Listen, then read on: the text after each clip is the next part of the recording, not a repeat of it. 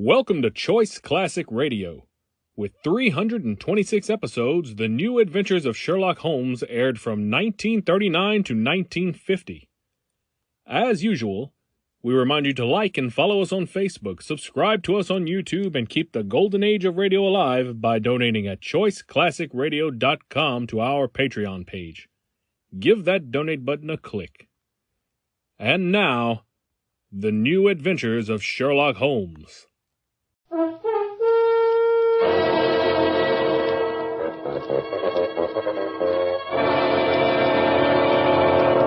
Kreml Hair Tonic and Kreml Shampoo present the new adventures of Sherlock Holmes, starring Nigel Bruce as Dr. Watson and Tom Conway as Sherlock Holmes.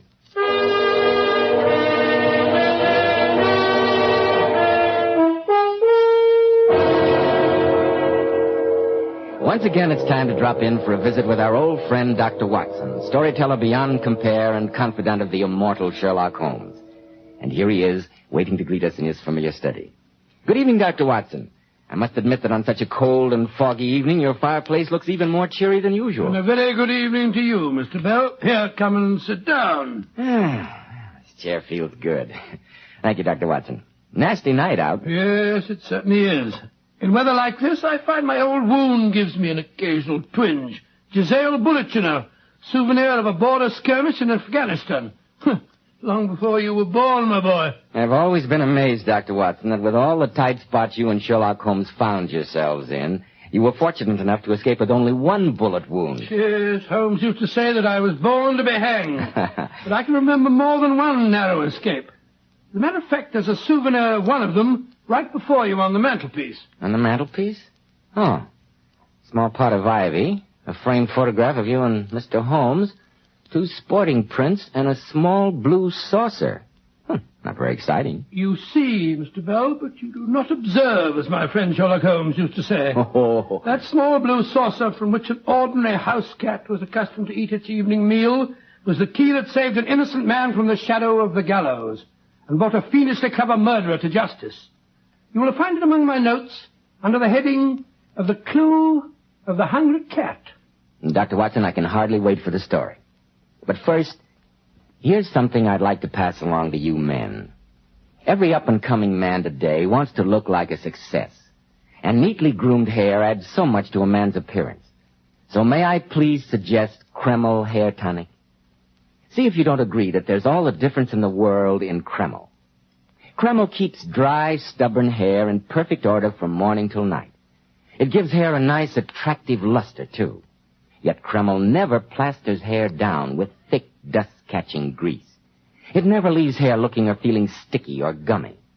Kreml goes in for modern, more natural-looking hair grooming. The kind in such great demand today. Why not try it, men? Kreml. Kreml Hair Tonic. Now, Dr. Watson, how about the clue of the hungry cat? Well, Mr. Bell, it all began one day when Holmes and I, finding it a bit early for lunch as we walked down the Strand, turned into the Old Bailey, wondering if the jury had yet brought in the verdict in a sensational murder case which Holmes had been following in the papers with considerable interest. As we entered the courtroom, we heard the clerk of the court saying, "Prisoner at the bar, you stand convicted of murder by the verdict of a jury of your peers. Have you anything to say before judgment is pronounced upon you?" "Only, my lords and gentlemen of the jury, that I am innocent of this crime." Silence in the court. Robert Saunders, you have been found guilty of the murder of Amanda Post. The sentence of this court is that you be taken to that place from whence you came, and that 2 weeks from today, on the 12th of October, you be hanged by the neck until you are dead. May the Lord have mercy on your soul.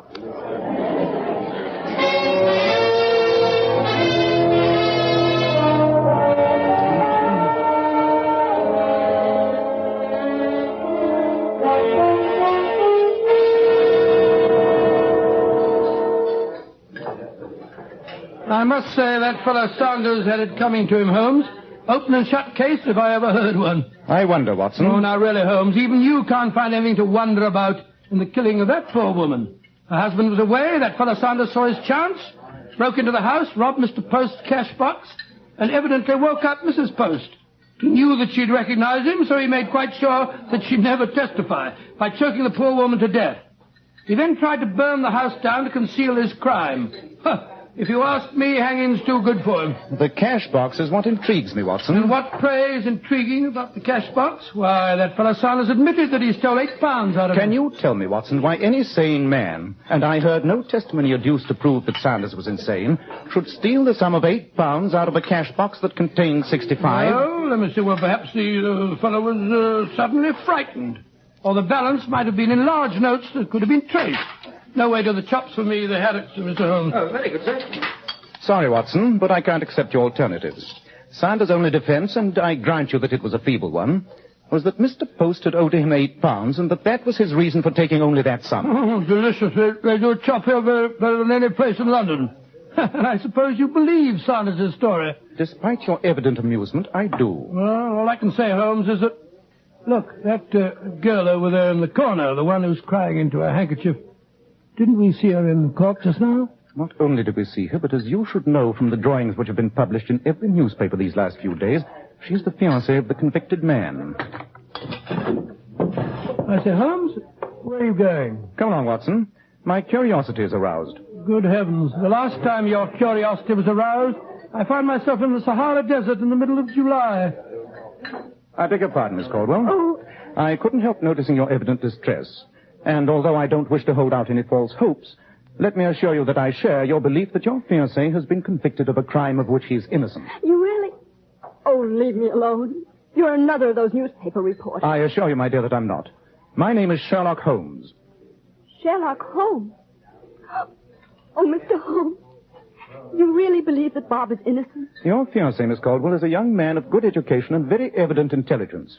I cannot bring myself to believe that he stupidly and brutally killed Mrs. Post to conceal a minor theft. Oh, Mr. Holmes, I can't tell you what it means to me just to hear you say that. Why, even Mr. Briggs, when he was defending Bob in that horrible courtroom, didn't speak as though he believed Bob's own story. But it's true. I know it's true. I haven't much money, Mr. Holmes, but if It's you'll... not a question of money, Miss Caldwell. I have an ingrained prejudice against seeing the innocent convicted. Suppose you come with Dr. Watson and myself while we pay a visit to the scene of the crime.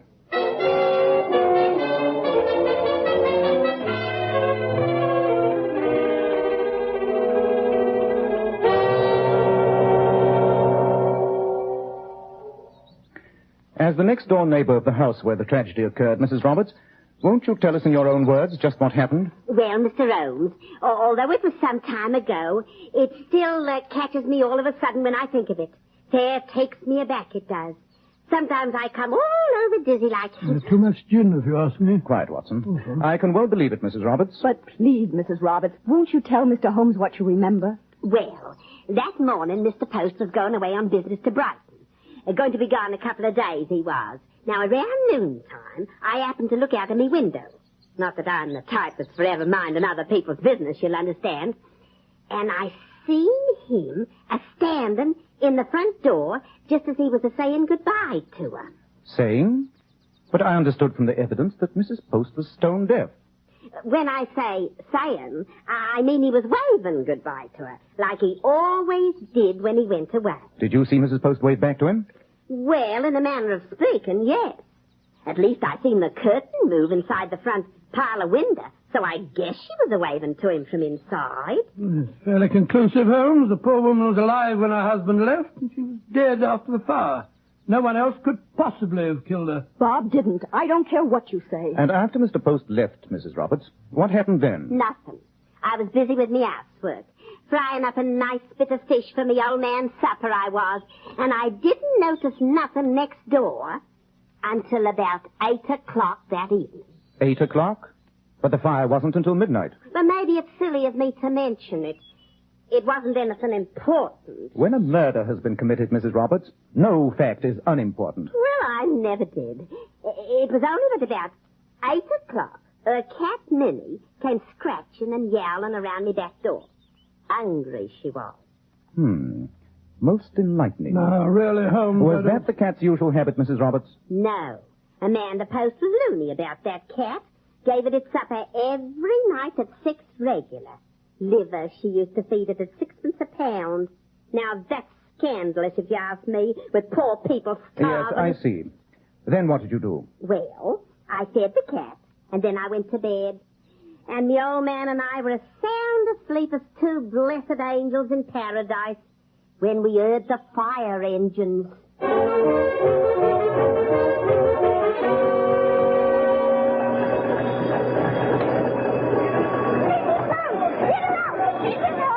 No, Harrigan. The place is going up like a tinderbox. If there's anyone in there, there's nothing we can do for them now.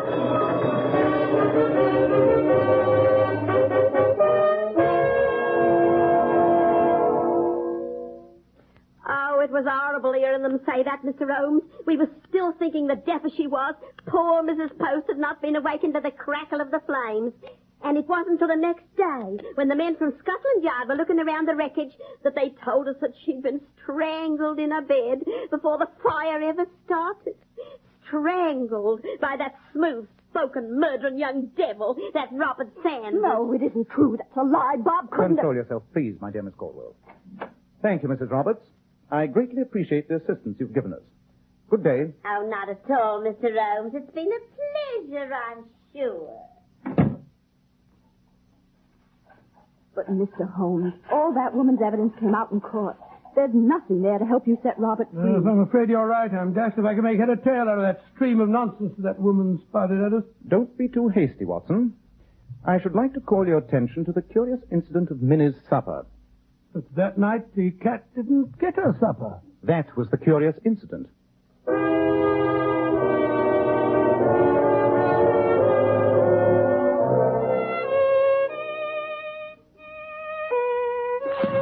Oh, Holmes, will you put down that violin for a moment and pay attention?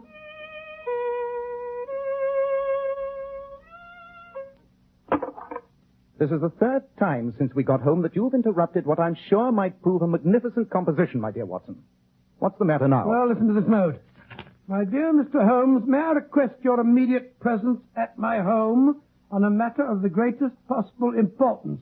I enclose my cheque for 500 guineas as a retainer signed Geoffrey Brookfield. In brackets, the Earl of Brookfield. 500 guinea retainer. You come and sit here on Baker Street playing the violin. If you like, you may write to Lord Brookfield and tell him that the paintings over which he's so worried have been sold by his son to provide jewels for the dancer with whom the young man is enamored. And send his cheque back to him with my compliments. Come in. Yes, Mrs. Hudson, what is it? A gentleman to see Mr. Holmes, sir. Mr. Post. Mr. Post? Oh, yes. Show him up, will you, please? Yes, sir. You act as though you expected this fellow Post. When I put a ferret down a hole, Watson, I usually do so in expectation of starting a rabbit. You mean those questions of yours, Mrs. Roberts, this afternoon? Our garrulous friend, Mrs. Roberts, is not the type to keep a visit from Sherlock Holmes a secret from the neighborhood. Mr. Post, Mr. Holmes. Good evening, Mr. Post. Mr. Sherlock Holmes? Quite. And this is my friend and colleague, Dr. Watson. Good evening, sir. Doctor. Won't you sit down? Thank you, Mr. Holmes. I prefer to stand. I must confess I'm somewhat upset by what my former neighbor, Mrs. Roberts, told me this evening. Oh? What was that? That you and Dr. Watson and that young woman were asking questions this afternoon. There's nothing for you to be upset about, Mr. Post. But I confess that the unfortunate matter of your late wife's death had certain features which seemed to me odd, shall we say? But this morning, Sanders was found guilty and condemned to be hanged. I'm aware of that. But as long as you're here, Mr. Post, I'm sure you won't mind answering a question or two. Not at all. Though I fail to see Oh, what do sit down, Mr. Post. You're making me nervous, walking back and forth, back and forth. I'm awfully sorry, Doctor. Ever since this horrible thing happened, I can't seem to sit Oh, still. yes, of course. I'm so sorry. This fellow Sanders, a former employee of yours, wasn't he, Mr. Post? He was. I sacked him. Fellow was always nosing about things that didn't concern him. And according to him, you still owed him £8 back wages. Oh, not a bit of truth to it. I'm sure there wasn't. After all, a matter of £8 could mean very little to you. You'll pardon my mentioning it, Mr. Post, but you must be a man of considerable wealth now. If you mean since my wife's death, yes, I am. When I came to England from Australia a couple of years ago, all I had was a few £100 and some business experience. I met and married my dear Amanda within the past year, Mr. Holmes, and a finer wife no man ever had. I can assure you that I'd give all the wealth she left me, and a dozen times over, to have her back with me. Of course. The sentiment does you credit, sir. Quite. And now that I've met you, Mr. Post, let me assure you that any doubts I may have had in the matter are entirely resolved. Ah, I'm glad to hear it, Mr. Holmes. You'll pardon my intrusion, but, well, you understand. Yes, indeed, sir, indeed. Good night, gentlemen. Good night, sir. Good night, Mr. Post. Pleasant fella. Well, Holmes, I'm glad that your doubts have finally been set at rest. Yes. Any lingering doubts I may have had as to Sanders' innocence have now been completely removed. Huh? Sanders' innocence? Watson, does it occur to you that there's something about our friend Mr. Post that doesn't quite ring true? Oh, come, Holmes. Seemed to me a fine, upstanding fellow. But did you happen to notice his curious way of pacing up and down? Well, the poor man's overwrought. Probably can't keep still. It's natural enough, being a doctor. Our sitting room, Watson, is 23 feet in length, with no obstructions in the area where Mr. Post chose to do his pacing. Yet he turned automatically again and again at each end of what I estimate to be an 8-foot walk. 8 foot? What are you driving at? 8 feet, Watson, happens to be exactly the length of a prison cell.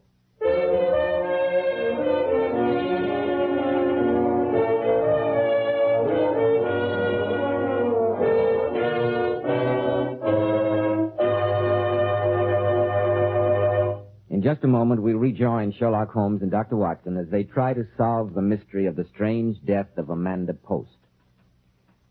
Did you know that a recent survey showed Kreml hair tonic was the hair tonic preferred among America's top-flight executives and better-dressed men?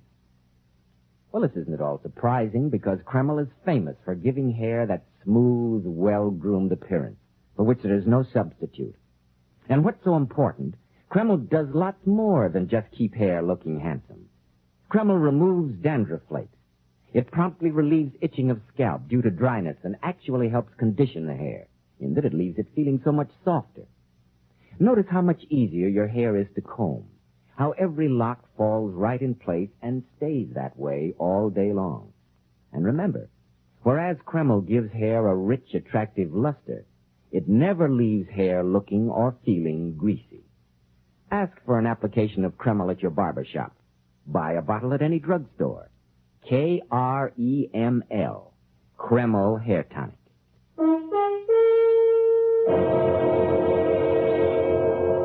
And now, Dr. Watson, what did Sherlock Holmes do after he called your attention to the odd behavior of Mr. Well, Post? it was too late that night for us to do anything, although Holmes did send off a cable to Australia asking for all available information on the mysterious Mr. Post. But, bright and early the next morning, Holmes and I set off in a hansom cab, almost before I'd finished my breakfast.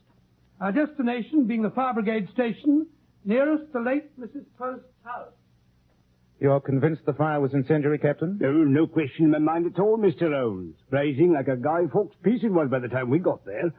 After we finally had her wetted down, there was a smell of paraffin oil strong enough to choke you all over the place. So you very rightly sent for the police? Oh, I did that, sir, just as soon as I found that poor woman lying dead in her bed, or was left of it. Though I thought she died of suffocation. Well, the medical evidence that she'd been strangled before the fire started was clear enough. I know Dr. Richardson, a sound man, very sound. And it was you who found the cash box, Captain? Yes, Mr. Holmes. Being of stout metal, it hadn't come to no harm. Very hot fire like that sometimes is a freakish way of burning some things to a crisp and leaving others almost undamaged. The thing we often see in our business. I wish I could have inspected the house the morning after the fire. Watson, this shows you the disadvantage of attempting to follow a cold trail. Well, I'm sure I don't know what you expect to find. I don't know myself, but there must be something. Perhaps it won't do any good, Mr. Holmes, because it's a regular ragbag collection of odds and ends. But most of the things from Mrs. Post's bedroom are right back there on that table in the corner. Those that weren't too badly burned. They would have been thrown out this morning. The police made us keep them until after the trial. Capital. Well, you're welcome to take a look at them, sir. Phew. Smells more like a salvage sale. Curious-looking collection. And what is that horrible-looking object? Some kind of a stuffed fish that was mounted on a plaque. It says, souvenir of Brighton. And over there is the poor woman's horsehair pillow. That's hard stuff to burn. What's this? A Bible with its covers burned off. And an alarm clock that had been on the bureau. It was still running when we picked it up, as a matter of fact. Set for noon, I see. And this strange-looking thing turned out to be the late Mrs. Post's corset. All that was left of it. Rather gruesome, I must say. Makes me think of the relics we'll all have to leave behind when we shuffle off this mortal coil, eh? Don't be morbid, Watson. And here's some silver that was on the dresser. And these pieces of the pitcher and basin and the soap dish. I'm afraid that's the whole collection. What must be learnt from that, eh, Holmes? As I've told you on previous occasions, Watson, you see, but you do not observe. And what, may I ask, is to be observed from this insanitary and odorous collection? Only enough, I trust, to remove Robert Sanders from the shadow of the gallows and to substitute the estimable Mr. Post in his place. Good gracious me.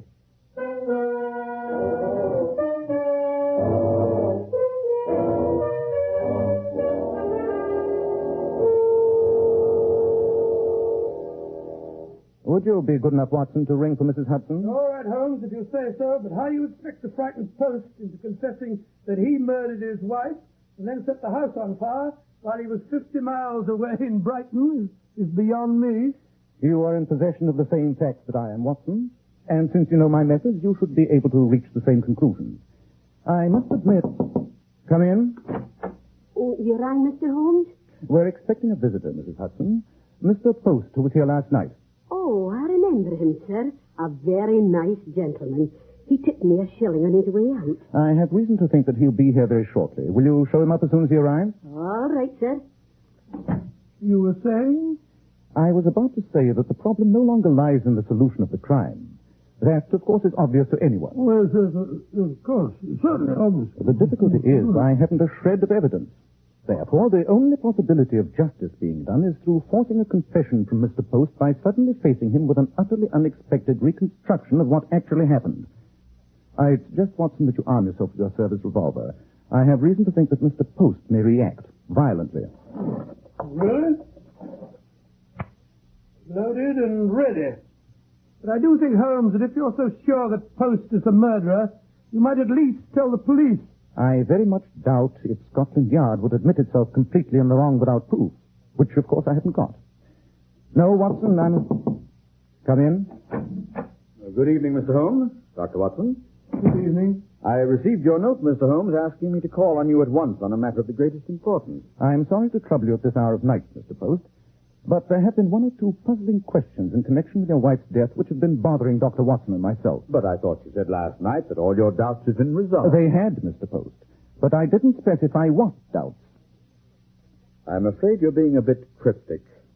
I must beg you, Mr. Holmes, to come to the point. Very well, Mr. Post. Let me present to you a reconstruction of what I can only term a highly ingenious crime. I'm listening. A certain man who, for the moment, shall be nameless, meets and courts a wealthy woman who, despite the handicap of her deafness, is still attractive, and marries her. Very interesting, Mr. Holmes. Then, ruthlessly and in cold blood, he strangles this poor, foolish, credulous woman, knowing that under her will he will inherit her fortune. I know what you're insinuating, and Then you admit? I admit nothing. There's no reason why I have to stay here and listen to you insult my wife's memory. Sit down, Mr. Post.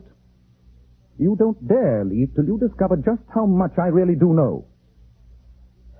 Very well, Mr. Holmes. And just how does this man do what you say he did without getting caught? After he's strangled her, and his other preparations have been made, he stands in the front door of their house, ostensibly waving goodbye to the wife who already lies dead upon her bed. Holmes, Mrs. Roberts said that... The fond farewell is answered, Watson, by a curtain that moves in one of the front windows. Who is there to know that the curtain has merely moved at the twitch of a string held in the murderer's hand? At least, Mr. Holmes, I must congratulate you on your ingenuity. But there were a couple of things the husband overlooked. First, Minnie, his wife's pet cat. Minnie comes to the back door at the usual hour. Her plaintive scratchings produce no result. And why?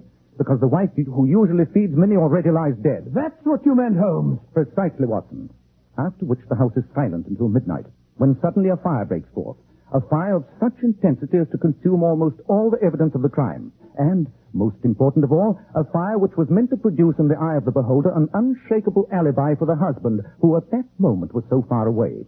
The fact that Sanders chose to break in that same night was sheer good luck for the murderer, for he gave the police a ready-made suspect. And now let me ask you one question, Mr. Holmes. Just how did the husband of whom you speak produce this conflagration while he was at least 50 miles away? Probably by means of some simple attachment connected to the alarm clock in his wife's room, which was set to go off at 12 midnight, Watson, not 12 noon, as you surmise. Good heavens, Holmes. An attachment which was later destroyed by the heat of the fire. Very pretty piece of fiction, Mr. Holmes. Of course, it would never stand up in a court of law. I'm not so sure, Mr. Post. Oh, I am. After all, it would just be your word against mine. Yes. The word of Sherlock Holmes against that of an ex-convict. Why, you... Two of whose previous wives died in Australia under suspicious circumstances. I won't listen to any more. What's been said is sufficient. They'll never get me for those other two, nor for this one. Then you either. do admit. Yes, yes. I killed my wife, but you'll never see me in court. Nice work, Watson. Is he badly hurt? I don't think so. Just a flesh wound in his shoulder. Knocked him out for a few minutes, that's all. He'll live, I'm afraid. Watson, if you hadn't shot first... Oh, there's nothing, my dear fellow, nothing at all. Don't mention no fellow. Tell me, how did you ever deduce that whole story just from the fact that the cat didn't get her supper? I didn't, Watson. Oh, you said that... The incident of the cat's supper served to make me suspicious. I only became certain at the fire station when I saw the alarm clock. But Holmes, I saw that alarm clock. Seemed like a perfectly ordinary clock to me. As I remarked before, Watson, you see, but you do not observe. Why would a woman who is stone deaf have set an alarm clock to waken her at 12 o'clock? Well, of all the blind idiots... Quite. Now, chap, ring for Mrs. Hudson, will you? I think perhaps the police might be interested in our friend, Mr. Post.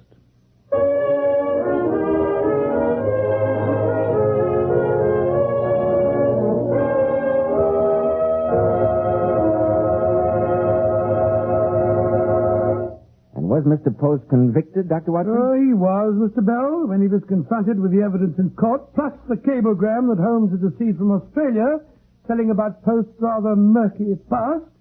He went all to pieces, broke down and confessed everything. Of course, Robert Saunders was immediately set free. I see. And now, Dr. Watson, before you tell us about next week's story, may I ask our lady listeners this question? Oh, of course, my dear fellow, of course. Did you know that the makers of Kreml hair tonic also make a remarkably beautifying shampoo? Yes, and quite naturally, it's called Kreml shampoo. The famous Powers models were among the first to discover its amazingly beautifying action. And here's their consensus of opinion. There's nothing better than Kreml shampoo to keep hair shining bright for days. Each tiny strand just gleaming with natural glossy luster. Kreml shampoo works like magic, even in the hardest water. Its rich, active foam penetrates right to the scalp and removes all loose dandruff as well as the dirt. Oh, and don't forget about its beneficial oil base. This helps keep hair from becoming dry or brittle and leaves the hair so much softer and silkier. We always use Kreml shampoo at our house, and my wife is smart. She buys the large family size. Kreml. Kreml shampoo. And now, Dr. Watson, what about next week? Well, I'll never see you next week. Next week, I think I'll tell you about the incredible and rather grim happenings that transpired in the ancestral home of the Burleys on the storm-swept Cornish coast. And how Sherlock Holmes once again came to grips with that arch-fiend of crime, the sinister Professor Moriarty.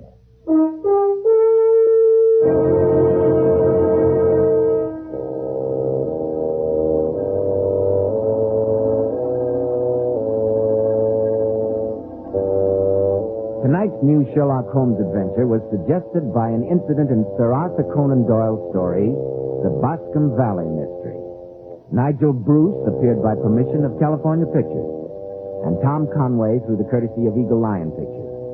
This is Joseph Bell speaking for Kreml Hair Tonic and Kreml Shampoo, and inviting you to be with us next week at this same time, when Dr. Watson will tell us about Sherlock Holmes' encounter with Professor Moriarty.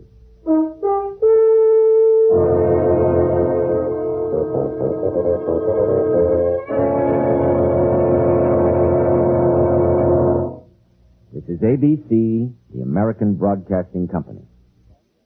That concludes today's episode. We thank you, and we'd like to remind you to please donate at choiceclassicradio.com. Remember, your donations make episodes like this possible.